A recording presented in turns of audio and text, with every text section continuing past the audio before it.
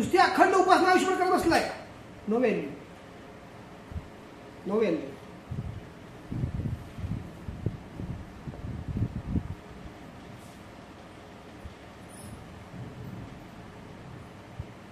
आणि चुकीच्या उपासनेमुळं शारीरिक आजार बळावतात. काय सांगितलं? बळावतं. बघा, एखादा मंत्र करून घेतलेला असतो, तो मंत्र चालू असतो, त्या मंत्राची एनर्जी कळत नाही, तुमचं शरीर कुठल्या तत्वाचं आहे माहीत नाही, आणि एनर्जी कुठल्या तत्वाची माहीत नाही, क्रॉसिंग झाली, वाट लागली. आपलं जे पंचमहाभूत तत्वात शरीर आहे त्यातलं एक तत्व आपलं प्रधान असतं, बाकीची गौण असतात. प्रधान तत्व कुठलं आहे साधकाला माहित आहे का? मग त्या प्रधान तत्वाला देवता कुठली अनुकूल आहे, त्या देवतेसाठी उपासना पाहिजे. आणि त्यातनं प्राप्त काय करायचंय? आत्मसाक्षात्कार. 10 वर्ष साधना केली, 20 वर्षात काही व्हॅल्यू नाही.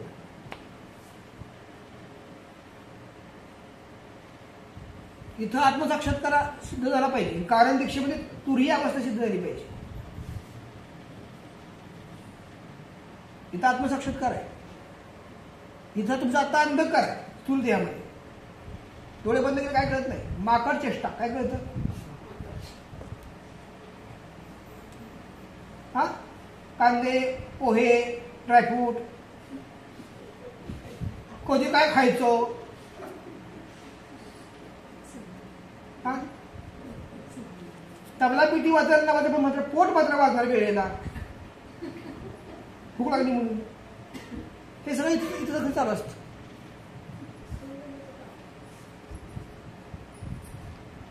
सगळं बाह्य, मित्र मैत्रिणी, हा बसलेला असतो देवापाशी. आता कृपा करा गुरुराज असं म्हणायचं तोंडानं, पण कृपा तिशी चालू असते, कारण ती स्थूल द्यायची अवस्था आहे. अंधकार, सगळा अंधकार येतो. म्हणजे चाचपून काम चालू असतं.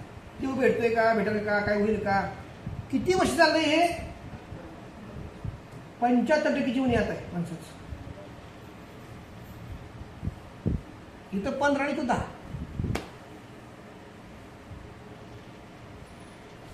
षड्रिपू अंडर कंट्रोल आहे तुमचे, यायला पाहिजे. काय पाहिजे?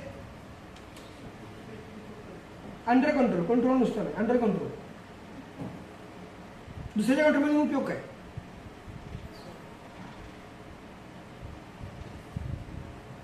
वासना अंडर कंट्रोल पाहिजे, षड्रिपू अंडर कंट्रोल पाहिजे.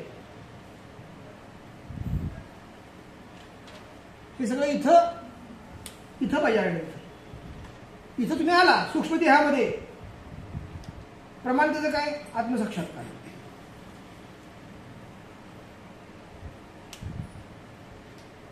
आत्मसाक्षात्कार झालेला व्यक्ती मार्ग बदलू शकत नाही.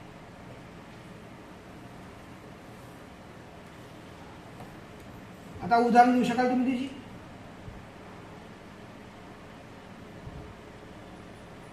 धुंडीराज विनायक, अष्टविनायक माहितीच.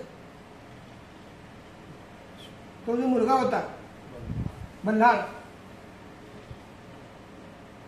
तर आत्मसाक्षात्कार झाला होता गणपतीचा.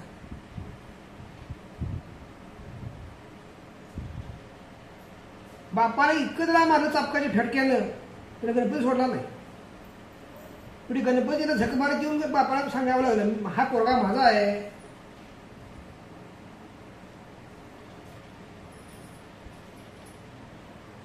मोर्या गोसावी तपश्चर्या केली गुरूंच्या आज्ञेनं. किती तपश्चर्या केली? 2500 वर्ष तपश्चर्या केली.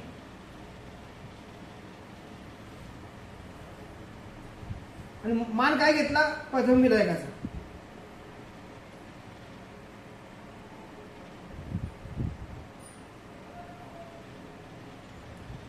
लक्षात येते तुमच्या? हे राम घ्या, कृष्ण घ्या, सगळ्यांना आत्मसाक्षात्कार करून दिल्याशिवाय पुढं काही मिळतच नाही. त्या ऋषींनी, संदीपनी ऋषींचे गुरु होते, कृष्णांचे गुरु. संदीपनी ऋषींनी आत्मसाक्षात्कार करून दिला. देव असून सुद्धा मनुष्य जन्मात आल्यानंतर त्या शक्ती जागृत केल्याशिवाय गुरूंनी शिष्यत्व प्राप्त पूर्ण होतच नाही त्याला. नंतर मग समुद्रमार्गे गेले, त्याचा मुलगा आणून माघारी दिला, सगळ्या गोष्टी नंतरचे. तर अनुग्रह आणि आत्मसाक्षात्कार ह्या दोन गोष्टी अतिशय महत्वाच्या. इथं अनुग्रह पाहिजे गुरूंचा. हा तुला देह तिसरी दीक्षा अनुग्रह. पण तिसरी दीक्षा घेतो ना, एक तो कोणाला दुसरेच अंधार पडला.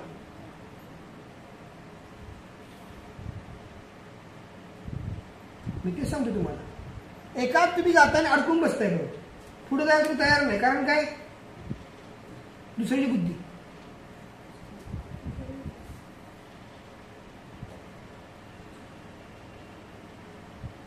टार्गेट काय पाहिजे तुमचा आता? आत्मसाक्षात्कार.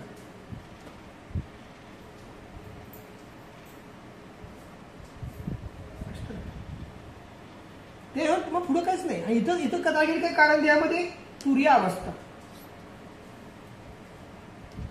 उन्मनी मेंदरी भेटची गुरुची.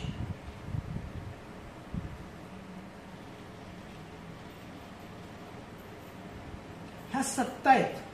हे तीन ठिकाणं अशी कनेक्ट आहेत. परलोकाशी स्थूल देह, स्वर्गलोकाशी सूक्ष्म देह, कारण देवलोकाशी कारण देह. हे कनेक्ट आहे सगळं.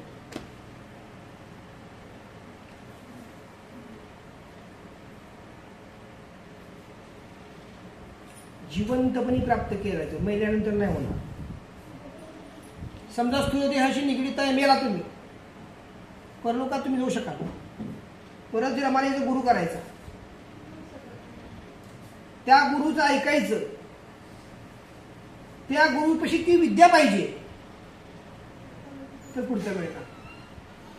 विद्या नसली तर आयतच देवलला. गुरुभेट कधी होती? पुढची लेवल तुम्हाला द्यायची असेल तर. पण ऐकायचं कोणी? शिष्यानं. ऐकलं नाही तर गुरुभेट होऊन उपयोग होत नाही.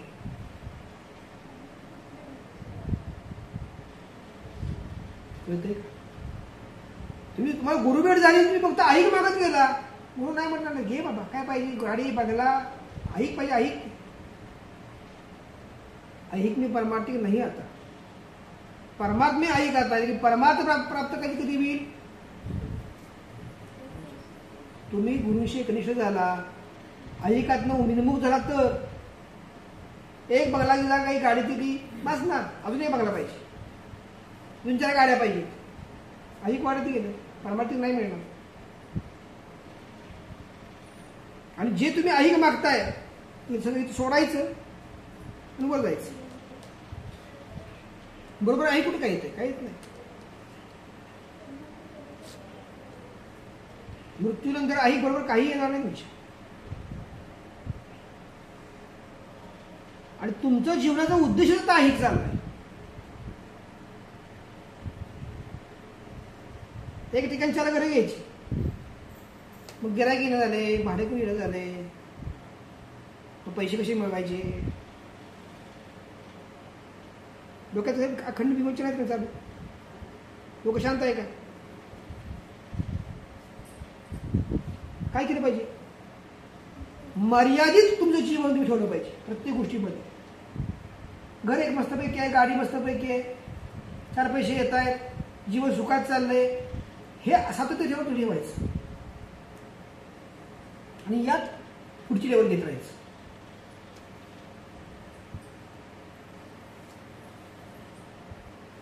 तुम्हाला वाटतं थोडं ऐक मिळेल, मग पारमार्थिक नाही मिळणार. ऐक मर्यादित पाहिजे. आणि वाटू नका. तुमच्या नावाचा हाला का दिले पोराला, दिले पोरीला, पण बोंबडू नका. मुलं मागायला देणार नाही तुम्हाला. ते त्यांचे प्रपंच वापरणार. कुठं वापरणार? मुलाला तुम्ही दिल्यानंतर ते वापरणार कुठं? त्यांच्या प्रपंच वापरणार. तर तुम्ही मला माघारी द्या, अंगठा. वरनं आता तुटलं पैशामुळं.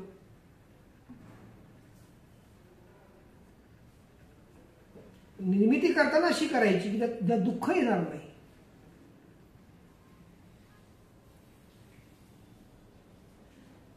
बघा ना, the function of the inner body. आत आहेत त्या गोष्टी, देहाच्या आत. कुठल्या? सूक्ष्म बुद्धी, मन, चित्त, अहंकार. आत गोष्टी सगळ्या आहेत, आत, बाहेर नाहीत.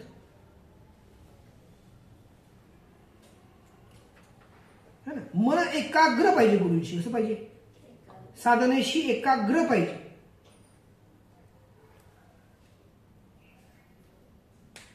मग चित्ताची धारणा होणार. मन एकाग्र झाले तर काय होणार? चित्त धारणा होणार. चित्त धारणा झाल्यानंतर अहम आकार तयार होणार, अहंकार नाहीसा होणार, अहम आकार येणार. हे सगळं गुरु करून घेतात. कधी? एकच गुरु, एकच निष्ठ. तर 4 गुरु काय म्हणणार? तो बघल काय करायचं ते, तुम्हाला तो बघल काय करायचं ते, है ना.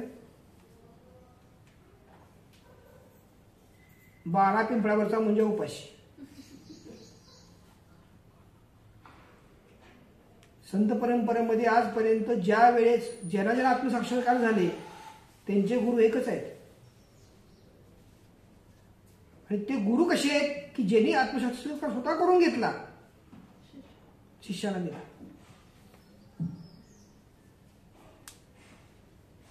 स्वामी रामदासांचं उदाहरण तुम्ही घ्या. अलीकडच्या काळातलं आत्मसाक्षात्कार स्वतः करून घेतला, कल्याण स्वामीने दिला, है ना. म्हणजे आपण ते टाकलं होतं माहिती त्याची. बाबांनी आत्मसाक्षात्कार स्वतः करून घेतला, दादाने दिला. आज हे कार्य करतोय तो आत्मसाक्षात्कार गुरुमार्गात आला, आपल्याकडे आला. हे कार्य करून साक्षात प्रशासन कार्य होऊ शकत नाही. नवीन कार्य बघा, रेगोटे मानव कुणी करू शकत. म्हणजे वडिलांचं कार्य मुलगा चालवतोय, कुणी करू शकत.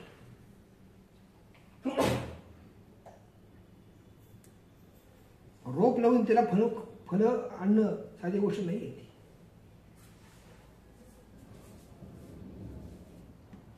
म्हणून किमान आयुष्यात एक देवता तरी प्रसन्न करून घ्या. काय सांगतोय? आता माणूस प्रसन्न नाही, देवता प्रसन्न कशी व्हायची?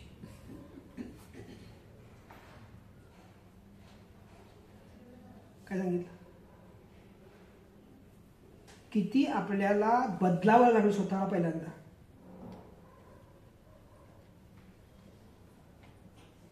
आपण म्हणतो ना दुर्गुण काढून मिळण्यासाठी क्षमा करेल अनंता, पण दुर्गुण आपणच काढू शकतो.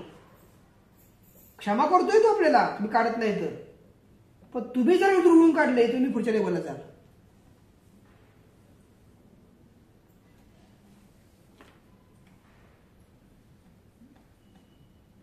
आता वाक्य दिलंय, ध्यान योग मी काहीच नेने, भक्ती देऊनी तारी आता. आता भक्ती मिळाली आणि ध्यान योग पण शिकवायला लागले गुरु. आधी भक्ती तुम्ही काय मागितली पहिल्यांदा?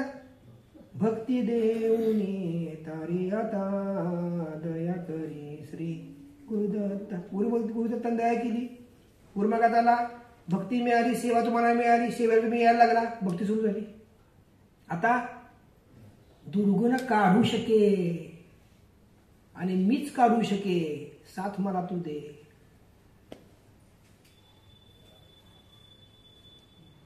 सुंदर वाक्य समजून घ्या. दुर्गुण काढू मी न शके म्हणलं की काय होणार? ध्यान योगी मी काहीच नेणे. दुर्गुण तुम्हाला काढायचे नाहीत का? ध्यान योग मिळणार नाही. दुर्गुण काढताय तुम्ही, ध्यान योग घेऊन जा. आणि हे ध्यानात सूक्ष्म देह आहे.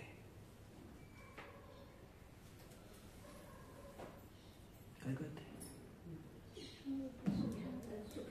तुम्ही आयुष्यभर जरी अर्धा तास साधना केली ते तुमच्या डोळ्यासमोरचं काळं पटल जाणार नाही. कारण दुर्गुण तुम्ही काढत नाही, दुसऱ्याच ऐकून गुरुशी वागताय. तुमच्यात जेव्हा तुमचे दुर्गुण काढाल तुम्ही, हे बघा, तुम्हाला या जन्मामध्ये तुमच्या पापपुण्यानुसार तुम्हाला गुरु भेटला. गुरु कसा भेटला? तुम्हाला अघोरी नाही भेटला, मांत्रिक नाही भेटला. तुम्ही जे अनेक जन्मात पाप पुण्य केले तुम्हाला त्यानुसार गुरु भेटला.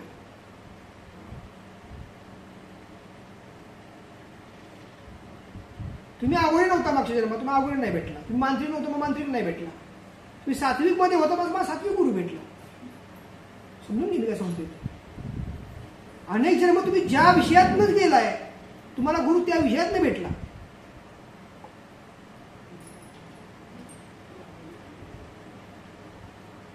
आणि जो गुरु भेटला तो योग्य भेटला. मी तर बराच वेळ अभ्यास केला ह्या गोष्टीचा, मी स्वतः केला की सद्गुरुनाथ दादाच आपल्या गुरुमार्गात, म्हणजे त्यांच्या मार्गात आपण का आलो गुरुमार्गामध्ये, आपलं गुरुंना ते आयुष्याप्रमाणे वाहून का द्यायचं वाहून, आणि सात्विक मार्गामध्ये आपण का असं आलो. कारण आपले अनेक जण सात्विक मध्ये गेले मागचे.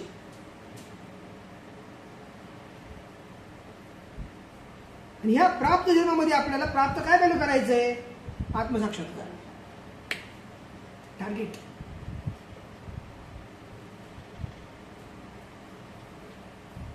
शनिवार संध्याकाळी जी साधना आहे ना, कारण दीक्षेची पहिली लेवल, ती त्याशी निगडीत आहे, आत्मसाक्षात्कारशी निगडीत आहे.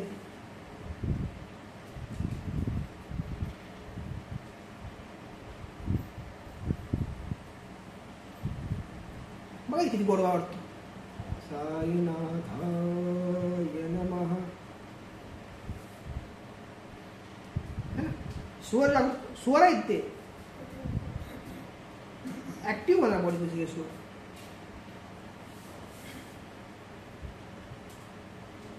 एक माळ गेली.